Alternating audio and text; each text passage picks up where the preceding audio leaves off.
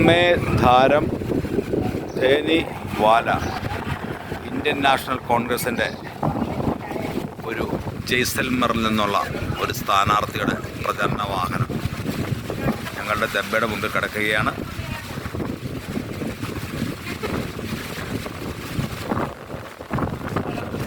ആ വാഹനത്തിൻ്റെ ഡോറ് തുറന്ന് ആളുകൾ ഇറങ്ങി വരികയാണ്.